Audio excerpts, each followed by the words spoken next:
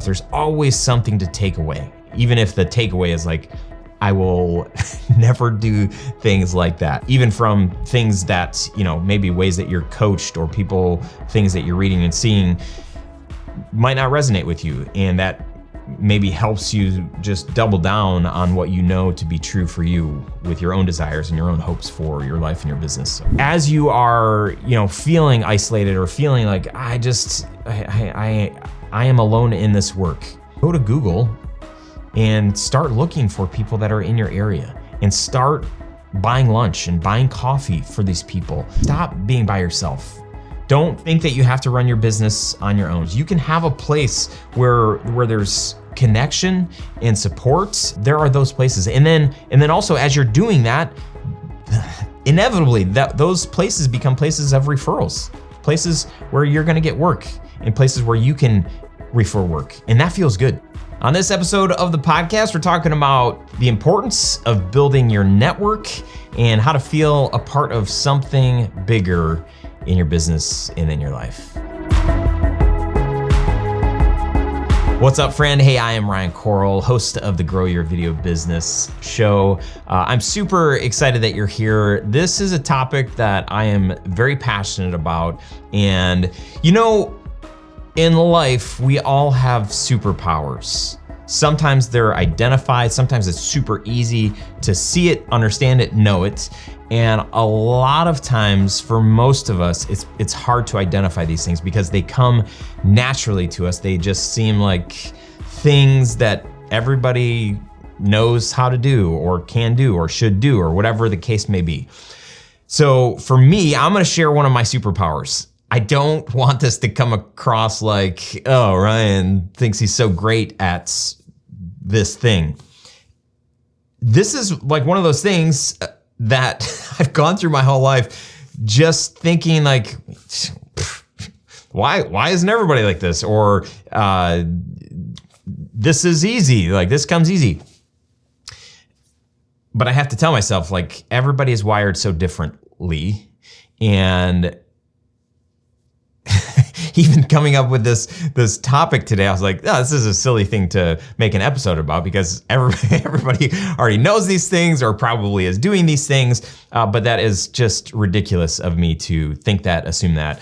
So thank you for humoring me. Thanks for being here. If you're new here, just know that I'm here to support you in your video business. If you already have a production business or you're wanting to grow your freelance thing into a full-time thing, I'm here to help share the woes and the ways. I just made that up. The woes and the ways of building a video production business. I've had mine for a little over 20 years and it has not always come easy. And there are plenty of things that I've learned that have been really helpful and successful and other things that have totally bombed. And anyway, my hope is that this show is a resource for you to grow in your own way and to not have to listen to I was gonna say gurus like me, but using that term very loosely. But to not have to listen to things that I say like, hey, you should do this, you have to do this. If you do this, then you're gonna be successful. I don't know. All I know is that in my experience, what I've done, what's worked, what hasn't worked. I also know through the other filmmakers and video producers that I've coached along or over the last, officially 8 years, and then unofficially almost since I started. Because when I learn something, I love to share it with people, and that's why I think the cadence for this show and getting to do this is a great opportunity for me to flex the muscles of like, hey, I learned something new, I'm doing it.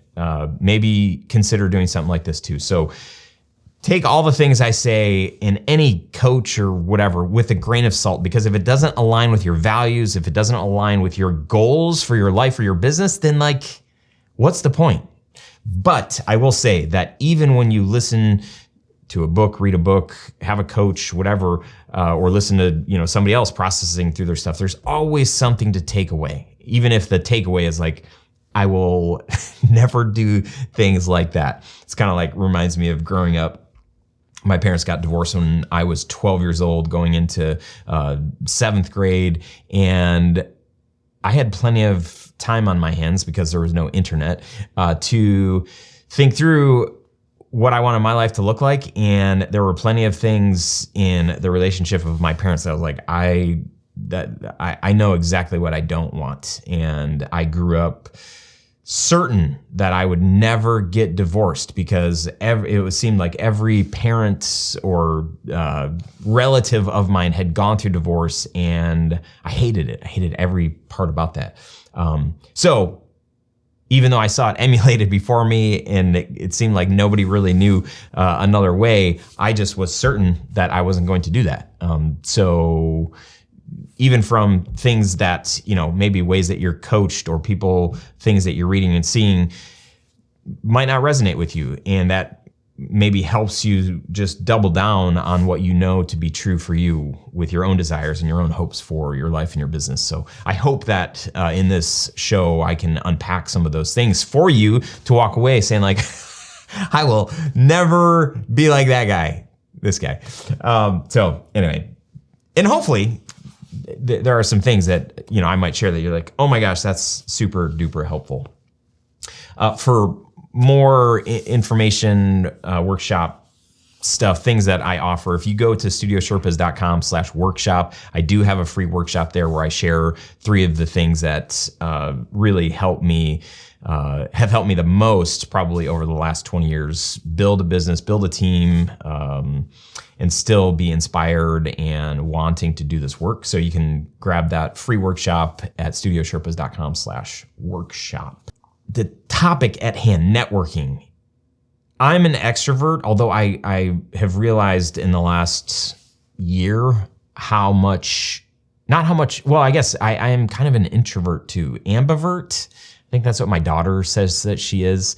She loves being extroverted, but then she also really loves being by herself. And I think there are elements of me that have surprised me, especially like when COVID happened and I was like, well, I can't go to the studio anymore. I can't work in person with my team anymore. So I'm gonna have to, and I built this little studio in our basement, and there was a small part of me, don't tell anybody this, but there was a small part of me that was so excited to like be by myself.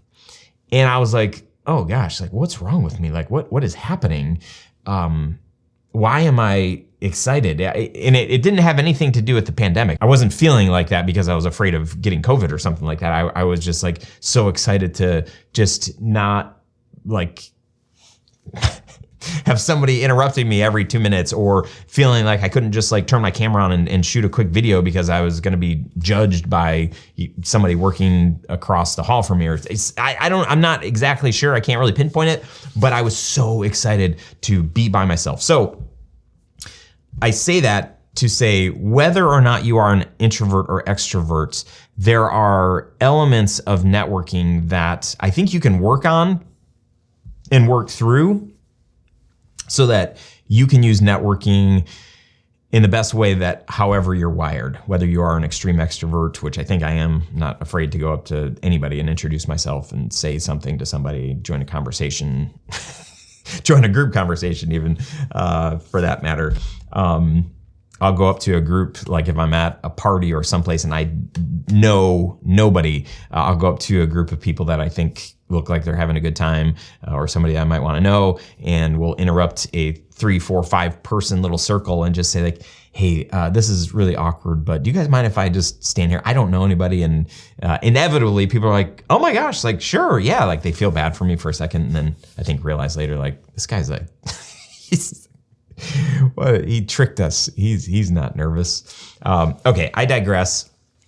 But I think my point is that this episode is for you, regardless of your introvertness, extrovertness, ambivertness. So in my business 20 years ago, I was working at this small Christian college. I left the college. I had some contracted work that the college was hiring me to do for video stuff. The church that we were going to had a video production department, so they were hiring me a little bit. So I had some work. I wasn't making a huge salary by any means at the college. So in order to make up that salary, I didn't have to do lots of projects. And fortunately, I had a decent enough network that I was getting some work. 6 months in, I had a friend of mine who was a photographer, said, hey, can you shoot this couple needs a video. I'm shooting their wedding on Saturday. They've got $500, shoot this wedding. I shot the wedding, loved it. I was like, this is what I want to do. So then for the next bunch of years, I built our brand around wedding filmmaking. After I shot that first wedding, I was like, there's gotta be people in this area that are doing this, and I want to meet them. I want to ask them questions. I want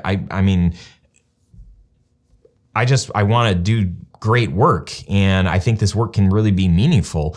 But I don't know, I've only been to a small handful of weddings at that point in my life, and had one wedding under my belt, and was like, I think I can do a lot better. So I went to the internet. I think Google was around back then. I think that was my internet search of choice.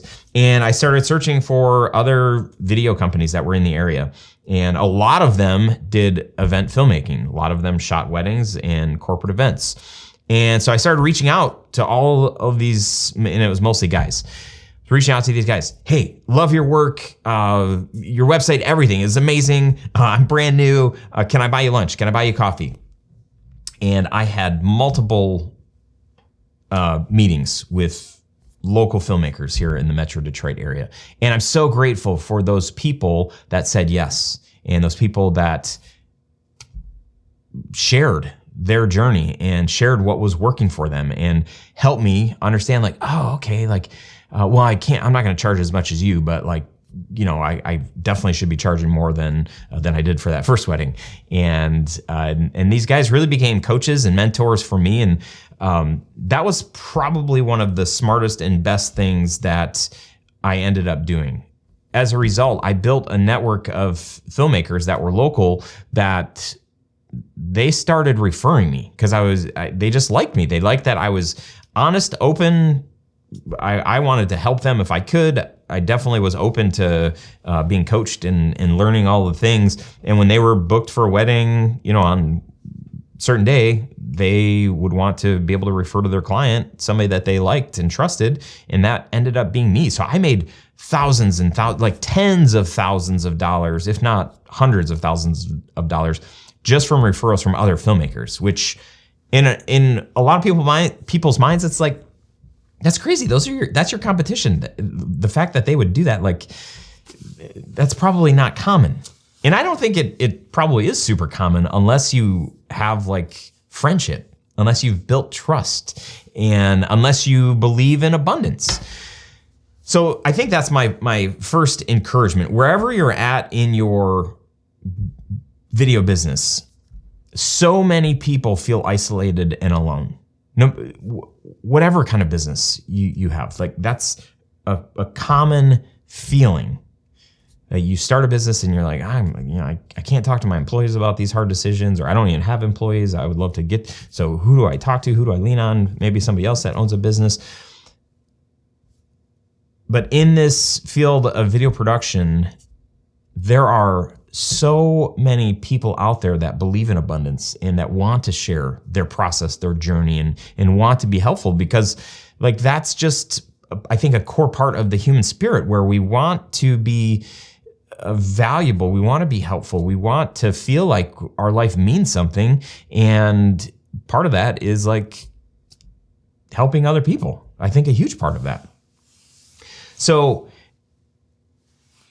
if you feel like, man, I'm just, I'm making all these big decisions, I don't know, I go to ChatGPT and that's my, I'm asking ChatGPT, is this a good decision? Maybe that's you. It doesn't have to be that. You can actually interact with other human beings and build relationship with people that are in this same industry. How do you think that back in 2016, when this brand launched, I was like, well, I'm going to start sharing all of my secrets with, potentially local competition. But there was a voice that was kind of like, maybe you shouldn't do this. And I was like, no.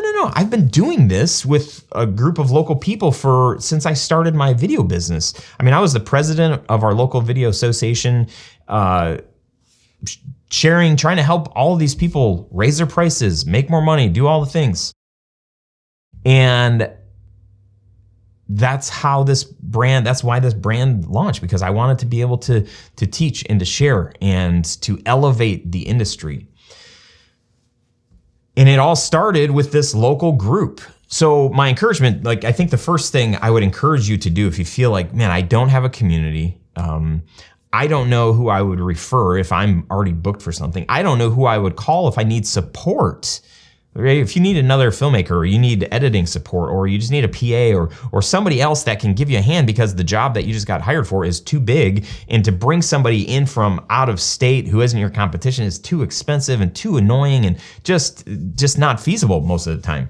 So why wouldn't you build your local network? Certainly, there are people that are like you that want to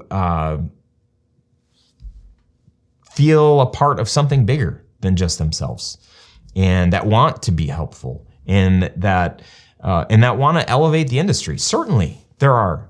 I mean, I found it here in the Detroit area, and I would say most people's thoughts about Detroit are pretty negative. And the media is just so crappy how it's displayed Detroit, and you should come to Detroit. It's amazing. The last 20 plus years, 25 years, the rebuilding and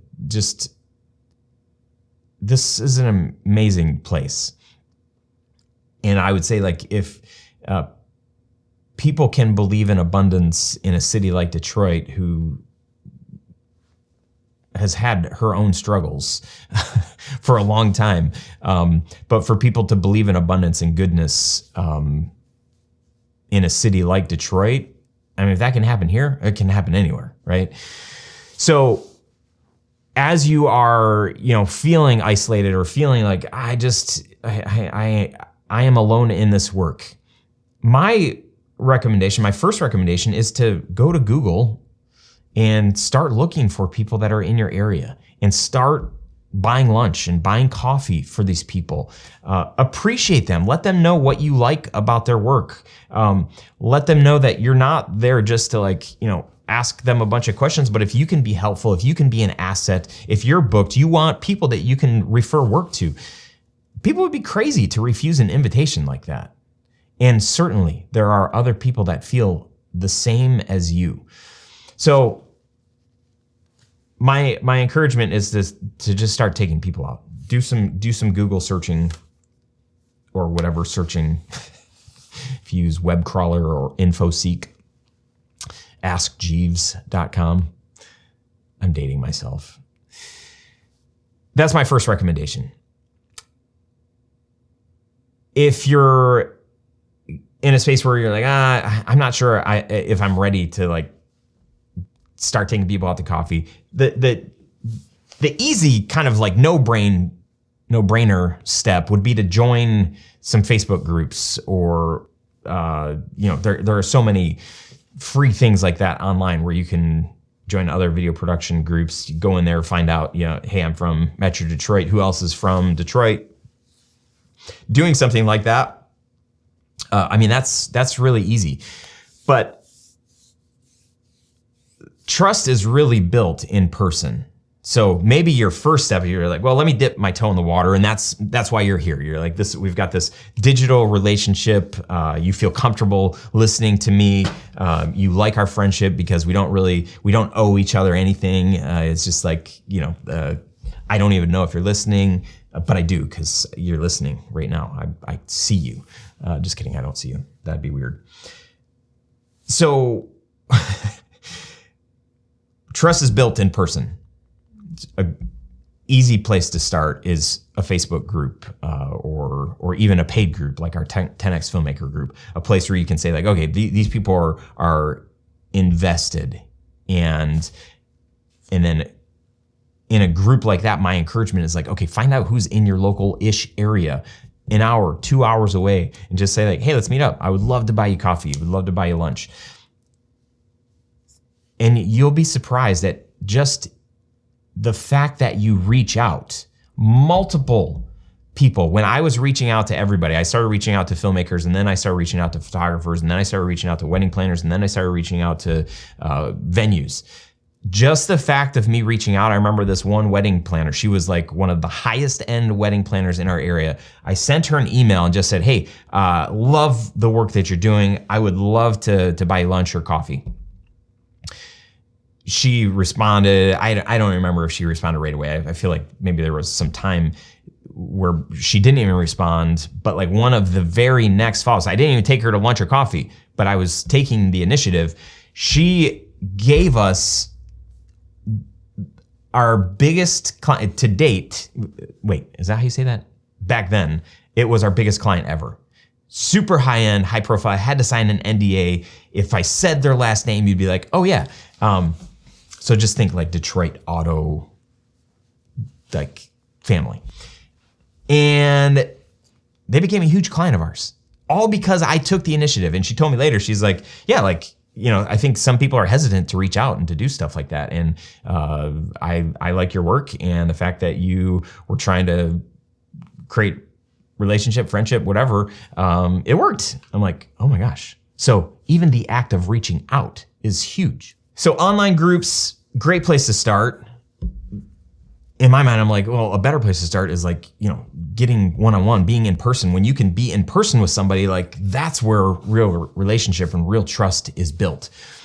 And then, I think my next recommendation is to consider being a person who gathers. The 2-hour cocktail party, Nick Gray was on this show. You should listen to that episode because we kind of lay out the format, and you should get the book because he has this amazing format for how he hosts these 2-hour networking parties for introverts or extroverts. If you're an introvert, there is a easy way to host people, to not feel like you got to be like an amazing conversationalist. If you hate small talk, he's created this roadmap.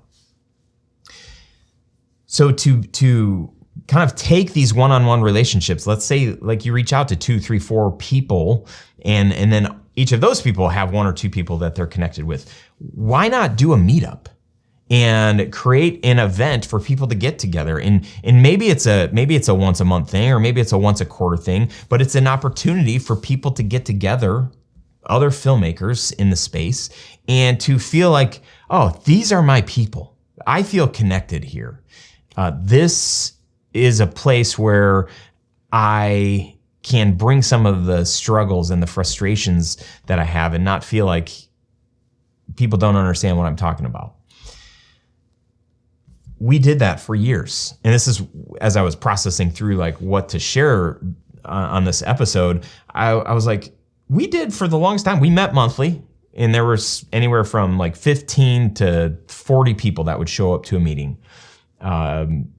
And it was an association. So I stepped into this thing that was already created, and it was kind of dying because like the old guys that were doing wedding and events, they kind of were transitioning out of the work. And then there was this kind of new breed of filmmakers, which I slipped in to that breed and then eventually became the president of this group. So there was like a small, I think it was like $200 a year to be a part of the group.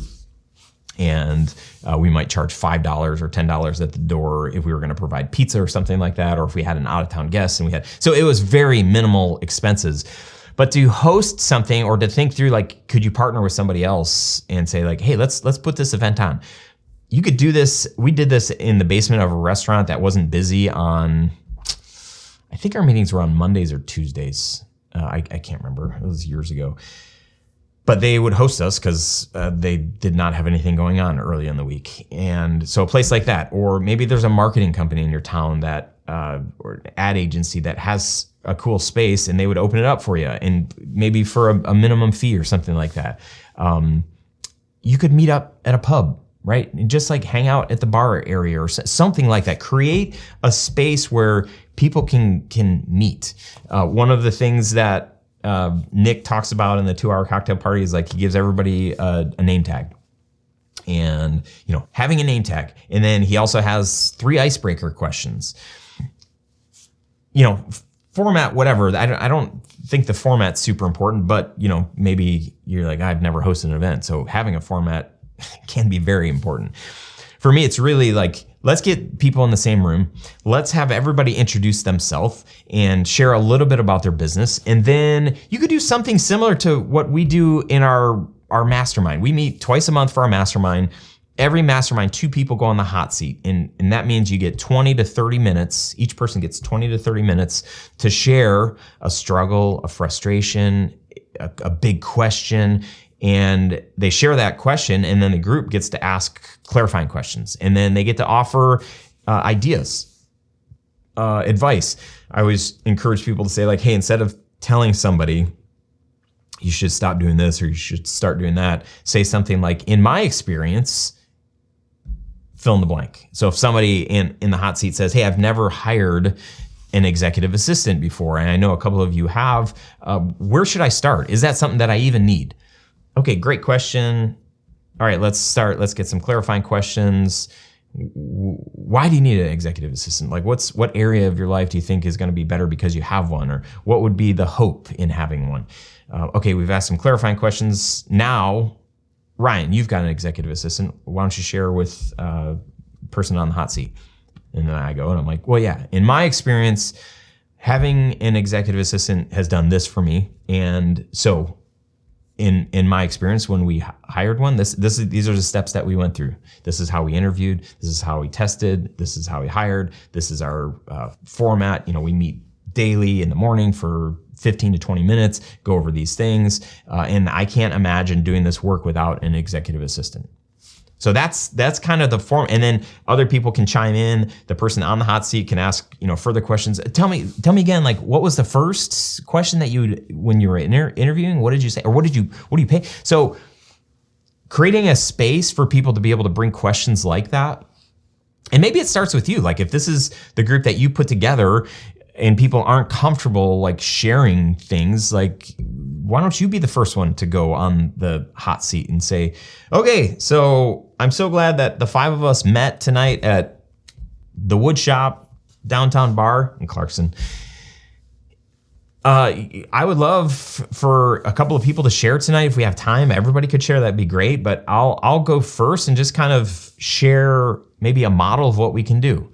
And so we call this the hot seat, and I'm just going to give you a little context on my business, and then I've got a question. And then if you have ideas on things that I might be able to do that would be helpful, hit me and be open and honest, and don't be afraid to call me out if you know something about my personality or my own like long-term dreams for my personal life. If there's something that I say that contradicts that, like, please, like, I can only see like this.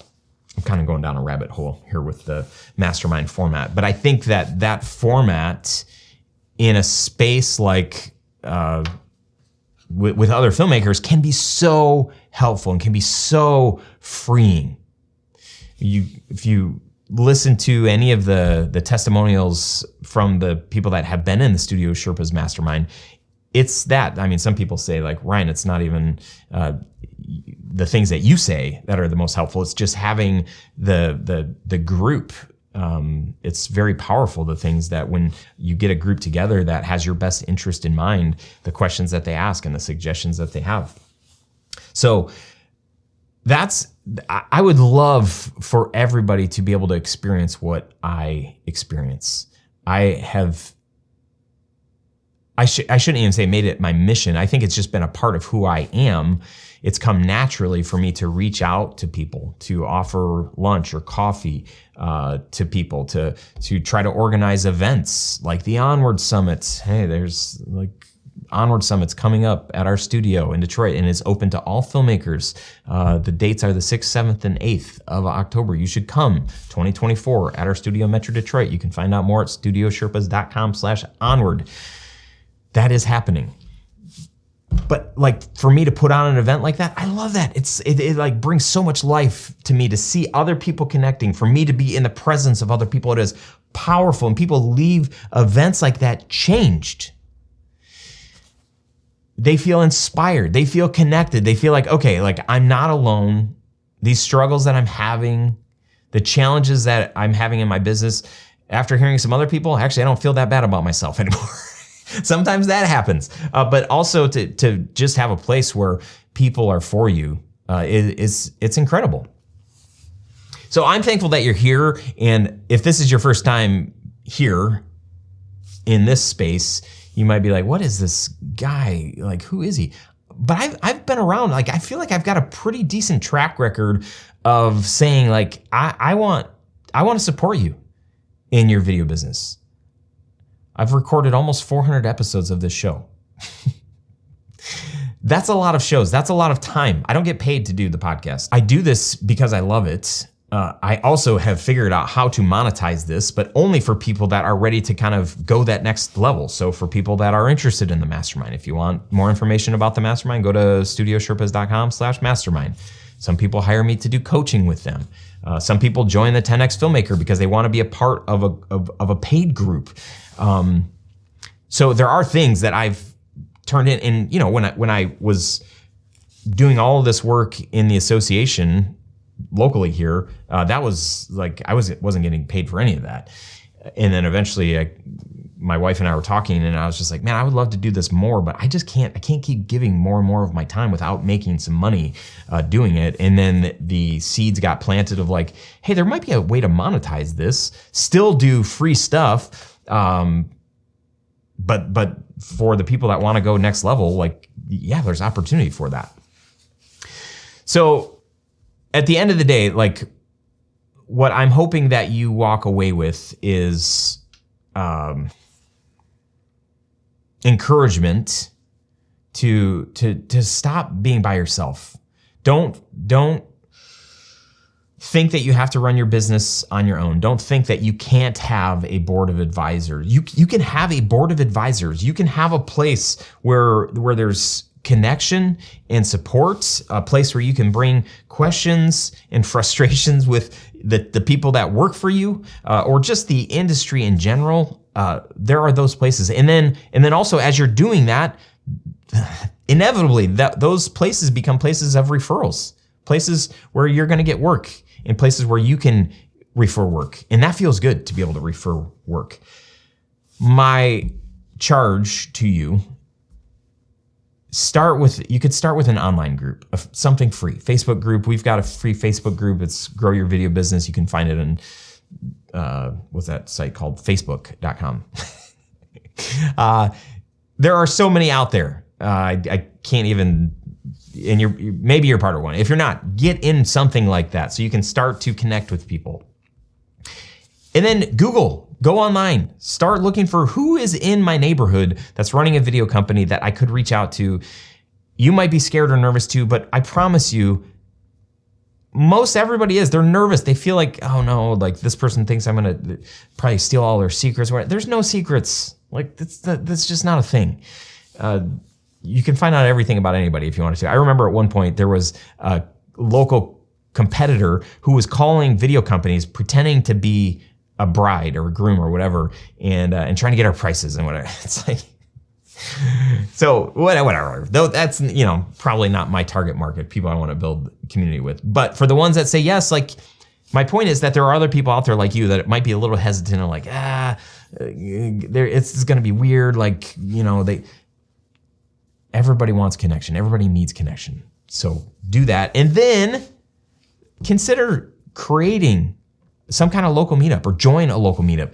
When you can be in the presence of other people, especially people that are doing the same or similar work to you, there's an opportunity for growth in so many different ways, not just in your business. I have a free download at studiosherpas.com/networking. And I'm just gonna post, hey, here are some question prompts. If you're at a networking meeting, here are things that you can ask people, some of my favorite icebreaker questions, ways that I would encourage people to be vulnerable. So you can download this document to help you if you do have a one-on-one with somebody. You're like, I'm not sure what to say. I'm just gonna give you some of my, like, again, in my mind, I'm like, these are just, yeah, obviously, these are questions that you would ask. One of my favorite phrases, if you wanna be interesting, be interested. And so in a one-on-one lunch or coffee, the more questions you ask, the more that person's gonna feel heard, seen, and is gonna feel, they're gonna walk away from that conversation feeling like, oh my gosh, like that was an amazing conversation with so-and-so, even though they talked for most of the time. But that's the strategy. You get people talking, like hear what they're about, hear about their core values, ask about their core values.